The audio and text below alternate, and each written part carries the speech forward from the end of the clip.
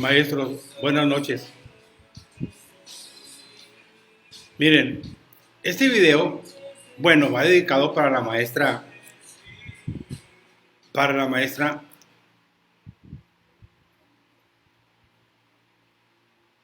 Alicia Vázquez, Blanca Alicia Vázquez de Ciudad Victoria, Tamaulipas. Yo ayer lunes, en la mañana, pues le comenté que iba a hacer un video explicando un documento de una entrevista que le hacen a una especialista en neurociencia de la República de Chile. Entonces, dice, en una entrevista con Matilde Burgos es la entrevistadora, la destacada neuropsiquiatra infantil y especialista en desarrollo emocional y aprendizaje, Amanda Céspedes, señala que en medio de esta crisis mundial por el COVID-19, lo más importante es la contención emocional de los niños. Lo más importante es la contención emocional de los niños. Más que salvar el ciclo escolar o más que encargar tareas que en muchos de los casos solamente terminan en una, como le llaman aquí, en algo que se publicó, terminan en una violencia en las casas de los padres con los alumnos, o bien terminan en una condición de estrés entre los adultos por la afectación al sueño que ha traído esto a nivel mundial, Entonces, a la maestra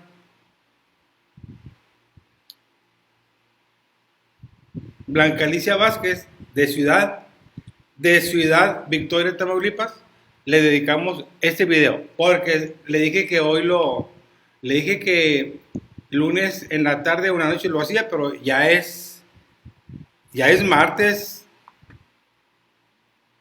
41 minutos del martes, maestros, 41 minutos del martes, ya pasa de la medianoche. A esta hora hacemos el video, al cabo lo vamos a subir.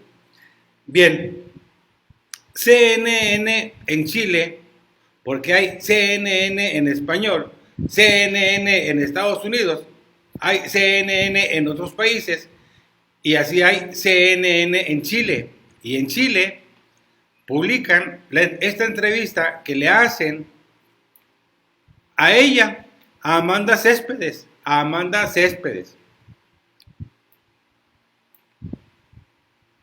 29 de marzo del 2020 a las 15:17 horas, compartieron CNN en Chile, compartió esta información. Y yo quiero comentarla, leerla, comentarla, compartirla con ustedes. Dice, no nos pongamos como primer objetivo salvar el año escolar, sino que cautelar el bienestar psicológico de los niños. Eso es lo más importante. En entrevista con Matilde Burgos, la destacada neuropsiquiátrica infantil y especialista en desarrollo emocional y aprendizaje, Amanda Céspedes, señala que en medio de esta crisis mundial por el COVID-19, lo más importante es la contención emocional de los niños. Y no nada más de los niños, de los padres de familia, de los adultos, de los hermanos, incluso de los mismos maestros, del personal de educación.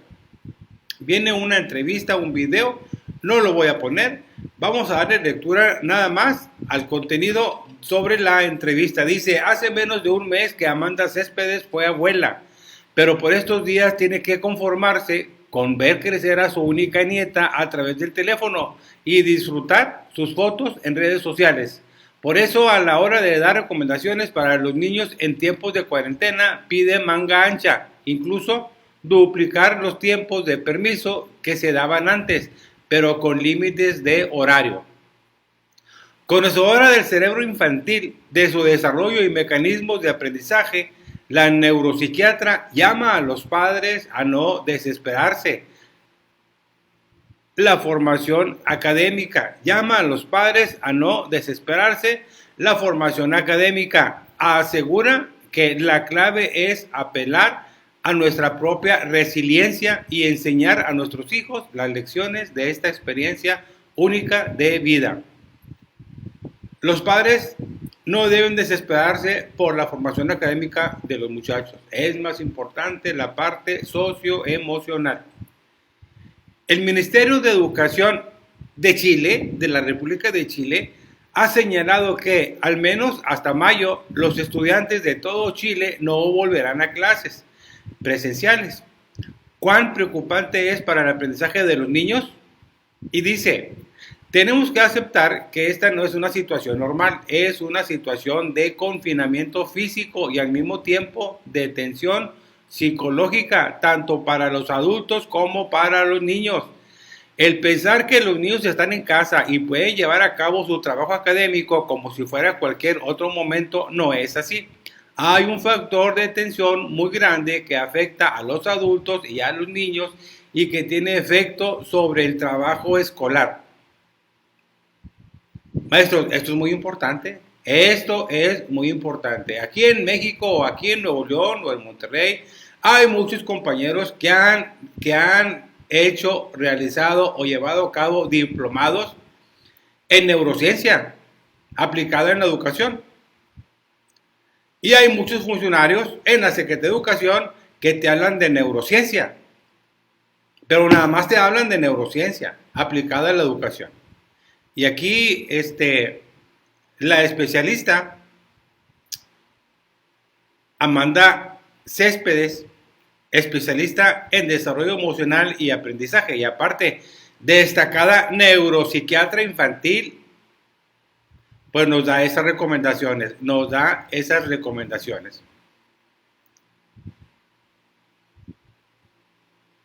¿Cómo manejamos la ansiedad? Y contesta ella, dice, la ansiedad que tenemos en este momento es producto de una amenaza invisible, el coronavirus. Esta ansiedad tiene que manejarse con los recursos que dispone el ser humano. Nosotros tenemos varios recursos naturales para enfrentar la ansiedad y estos recursos son muy presentes y evidentes en los niños. Esos recursos son el juego, el movimiento, la fantasía, la conversación relajada, la contención en caso en que la ansiedad se desborde en reacciones emocionales como el llanto, como la angustia. Todos esos son recursos del manejo de la ansiedad que los adultos deben conocer y deben tener a disposición de los niños. Es decir, en lugar de que realicen las tareas de la escuela o actividades de español o de matemáticas o alguna otra asignatura, es preferible trabajarles en casa o buscar la manera de trabajar algunas actividades con el juego, con el movimiento, con la fantasía, con la conversación relajada, con otro tipo de recursos para evitar en los muchachos esa tensión o esa ansiedad.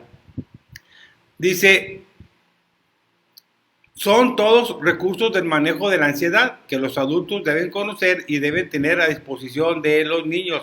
El adulto también tiene que manejar su propia ansiedad y ahí yo diría que en una situación de confinamiento físico, lo más importante es afrontar de buena fe los roces y las discusiones que se van presentando en los adultos. Es decir, hay que evitar en la casa, las parejas, las familias completas, con los hijos, entre hermanos, hay que evitar la impaciencia, el conflicto, las caras largas. Tratar de estar lo más serenos que sea posible en esta situación. Alguien dirá que eso es imposible y yo digo que sí, se puede. Es una fuerza interior, es una fuerza profunda que tenemos escrita en el genoma humano. Todos podemos disponernos a estar en sosiego, en calma, en situaciones de extrema ansiedad. Entonces, hay que sugerir a los padres de los alumnos de las escuelas que en ese tiempo de confinamiento, pues hay que evitar los roces y las discusiones que se puedan presentar en los adultos en la familia. Hay que evitar la impaciencia, el conflicto, las caras largas. Hay que tratar de estar lo más serenos que sea posible en esta situación de confinamiento. Me voy a la siguiente pregunta. Dice, ¿a qué carga académica podemos someter a un niño? Aguas, maestro. ¿A qué carga académica podemos someter a un niño? Dice, la mente del niño no aprende como si fuera una caja donde se van depositando contenidos. Fíjense, la mente del niño no aprende como si fuera una caja donde se van depositando contenidos. La mente del niño aprende en una interacción dinámica entre las emociones, el entusiasmo y la motivación. Tiene que haber emociones, entusiasmo y motivación.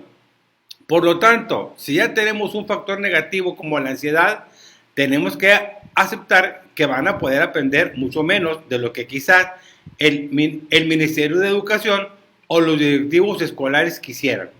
Ojo, el hecho de que los alumnos o los padres de familia estén en una situación de ansiedad, eso va a impedir que los muchachos logren lo que los ministerios de educación o secretarios de educación aferrados quieran que logren los alumnos en cuanto a aprendizajes esperados del currículo, de la asignatura, de la materia, de lo que se trate. Entonces, esto es muy importante. Si ya tenemos un factor negativo como la ansiedad, tenemos que aceptar que van a poder aprender mucho menos de lo que quizás el Ministerio de Educación o los directivos escolares quisieran. No podemos pretender que los niños escolares aprendan como si estuvieran en situación de pleno bienestar, porque no lo están. Tenemos que prepararnos incluso para que tal vez pierdan el año, pero eso no es grave. Perder un año no es nada en una situación como la que estamos viviendo. Les pido bajemos la presión sobre los niños. Les pido bajemos la presión sobre los niños. Y aquí tiene que ver mucho la autoridad educativa local, que no esté presionando a las zonas escolares, y las zonas escolares que no estén presionando a los directores, y los directores que no estén presionando al personal, a los maestros, y que los maestros no estén presionando a los padres de familia, y los padres de familia a los alumnos maestros. Esto es una cadenita. Esto es una cadenita en donde todos como una comunidad profesional de aprendizaje tenemos mucho que ver. Si no entendemos cómo funciona el cerebro del niño, en lugar de hacerle un bien, le vamos a hacer un mal. Muchos hablan de la plasticidad del cerebro, y hemos tenido conferencias y de neurociencia aplicada a la educación. Y hay quienes han tomado diplomados, y hay quienes han hecho maestrías en neurociencia, y bueno, hay quienes hablan de neurociencia, pero nada más hablan, y en la práctica ahí están, causando ansiedades a familias, a padres, a madres de familia, a alumnos.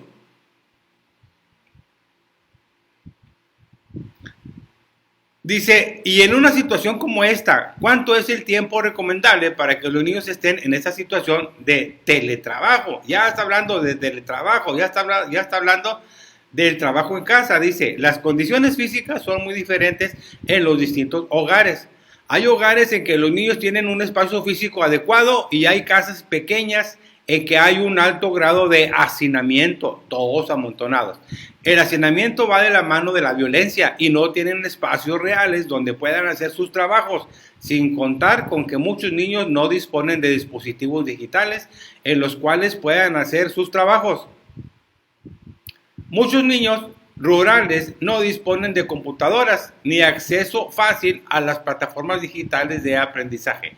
Todos quienes estén o están diseñando hoy en día el trabajo académico, el teletrabajo académico, deben tener presente que esto es una situación de excepción, no solo física, sino que psicológica.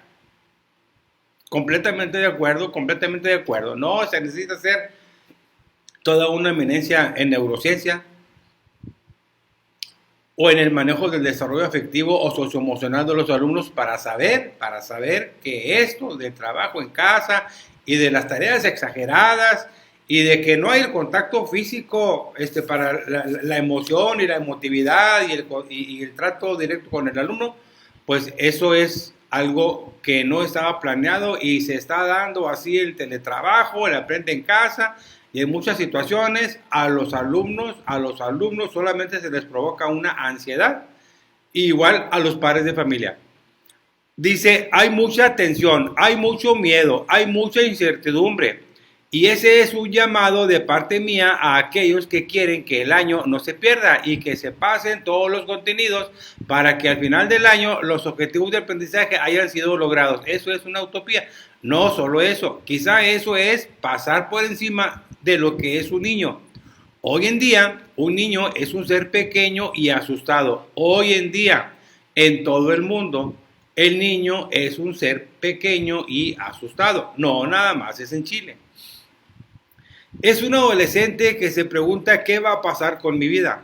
Yo pediría indulgencia y no nos pongamos como primer objetivo salvar el año escolar, porque eso es algo inútil. A ver si esto lo entiende Moctezuma. No nos pongamos como primer objetivo salvar el año escolar, porque eso es algo inútil. Pongámonos como primer objetivo cautelar el bienestar psicológico de los niños. Eso es fundamental, asegura la especialista en desarrollo emocional y aprendizaje. Siempre buscamos que los niños estén el menor tiempo posible conectados a pantallas y redes sociales. ¿Qué hacemos ahora? Yo creo que en estos momentos hay que tener manga más ancha. Hay que multiplicar por 2 el tiempo que uno les permite estar en redes sociales. No tanto en los videojuegos, que son muy tensionantes. En todo caso, hasta cierta hora, no más allá de las 8 de la noche. Después, ojalá se busquen otras formas de interacción. Se converse en familia, se vea una película juntos, se juegue carioca, pero ojalá no estar hasta las 11 de la noche conectados. Hay que tener y hay que marcarle los tiempos a los muchachos del tiempo que pueden ser conectados en la red, en los juegos o en otras cosas. ¿Qué podemos aprender de una experiencia como esta? Ojalá todos podamos aprender que tenemos una fuerza maravillosa que se llama resiliencia, que es la capacidad de ponerle el hombro a las adversidades y salir airoso. La resiliencia es un tema que en México se empezó a meter en los planes y programas o en las actualizaciones de los maestros en el primer curso básico de formación continua del 2008. Ahí se empezó a tratar el tema de la resiliencia, pero luego se relajó y bueno, hoy es el momento de retomarlo. Lo repito, ojalá todos podamos aprender que tenemos una fuerza maravillosa que se llama resiliencia, que es la capacidad de ponerle el hombro a las adversidades y salir airoso. No digo salir dañados, porque vamos a salir con muchos daños, probablemente pérdidas, pero salir airoso, para poder activar la resiliencia en nosotros y particularmente en nuestros niños. Dice, ¿tenemos todos esa capacidad de ser resilientes? Le preguntan a la especialista, a Amanda Céspedes, le preguntan, ¿tenemos todos esa capacidad de ser resilientes? Todos los seres humanos nacemos con un potencial de resiliencia intacto, incluso los niños que nacen con daños cerebrales. Este potencial de resiliencia debe ser activado y enriquecido a través de las experiencias que vamos viviendo. Pero no es la experiencia lo que nos hace resilientes, es el modo de cómo enfrentamos la experiencia. Fíjense, No es la experiencia lo que nos hace resilientes, es el modo como enfrentamos la experiencia. Y en los niños es clave en cómo acompañamos a los niños a enfrentar las experiencias, que es lo que hemos estado diciendo un servidor y muchos otros. No es momento de evaluar a los muchachos, es momento de acompañarlos. Y no lo digo yo, lo dice la Organización de Estados Iberoamericanos para los 23 países de Iberoamérica. No es momento de evaluarlos, es momento de acompañarlos. Dice, y en los niños es clave en cómo acompañamos a los niños a enfrentar las experiencias. Ese es el trabajo ahorita del maestro. ¿Cómo vamos a acompañar a los niños a enfrentar esta experiencia de la pandemia? ¿Cómo? ¿Cómo los vamos a apoyar? Por eso yo he insistido mucho en estos días que el adulto tiene que hacer un doble esfuerzo, que es manejar su propia ansiedad, su propia incertidumbre, su propio enojo por estar encerrado, los propios roces, disgustos al interior de una casa. Tienen que lograr llevarlos adelante y manejarlos para estar a plena disposición de los niños. Maestros, padres de familia, esto es muy importante en lo que insiste la especialista neuropsiquiatra infantil Amanda Céspedes. Esto es muy importante.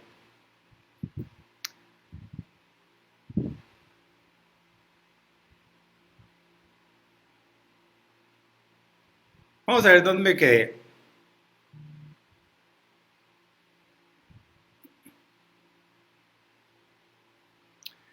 Bueno, dice que el adulto tiene que hacer un doble esfuerzo. Los padres, las madres, más si son madres solteras. Los hermanos mayores, los mismos hermanos entre los hermanos. Pero más los adultos tienen que hacer un doble esfuerzo, que tienen que manejar su propia ansiedad, tienen que manejar su propia incertidumbre, su propio enojo por estar encerrados, los propios roces, disgustos al interior de una casa, tienen que lograr llevarlos adelante y manejarlos para estar en plena disposición de los niños. Esta es una experiencia única, histórica, en que nosotros le vamos a enseñar a nuestros niños a ser resilientes para poder enfrentar la multiplicidad de emergencias planetarias que van a venir en este siglo. Tal parece ser que esto de la pandemia del coronavirus no es la única emergencia planetaria o la última emergencia planetaria. Todo apunta a que pueden seguirse presentando una multiplicidad de emergencias planetarias que van a seguir viniendo en este siglo. Dice, es la oportunidad de experimentar la solidaridad y el respeto que no vivimos por la carrera frenética en la que estamos todos los días. Repito, es la oportunidad de experimentar la solidaridad y el respeto que no vivimos por la carrera frenética en la que estamos todos los días. O sea, porque todo es una monotonía, maestros, todo es una monotonía de la casa al trabajo, del trabajo a la casa, de la casa al trabajo, del trabajo a la casa. Bueno, yo creo que esto tiene mucho que ver. Es la oportunidad de experimentar la solidaridad y respeto que no vivimos por la carrera frenética en la que estamos todos los días. Dice, este es un momento para aprender lecciones. Una de estas es el triunfo del amor, el triunfo de la bondad expresada en la solidaridad, en pensar en el otro. Escuchaba en las noticias que hay familias que están exigiendo que las nanas tienen que ir a trabajar. Eso no es solidaridad, eso es egoísmo. Tenemos que aprender a ser solidarios porque nuestros hijos nos miran y aprenden de nosotros a ser solidarios. También es el momento de dejar atrás las pequeñeces, también es el momento de aprender el arte de la comunicación efectiva.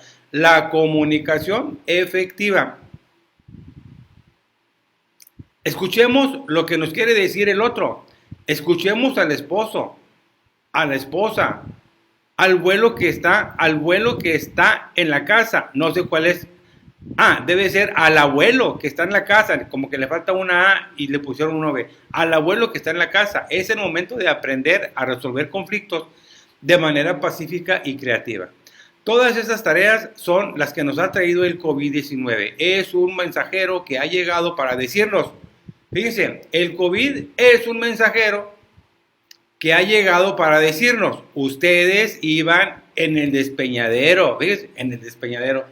Deténganse, enciérrense en sus casas y deténganse. No a odiarse entre cuatro paredes, sino a aprender que hay que dejar atrás las pequeñeces. Aprender que hay que saber escuchar con atención plena y aprender que los conflictos son instancias de crecimiento. Aprender que los conflictos son instancias de crecimiento cuando lo resolvemos de manera creativa y empática. Muy bien, hay que aprender que los conflictos son instancias de crecimiento cuando lo resolvemos de manera creativa y empática. Muy bien. Aquí están, maestros, aquí está la aportación de Amanda Céspedes, la entrevista que le hace Matilde Burgos. Debe de ser una corresponsal de CNN en Chile. Y bueno,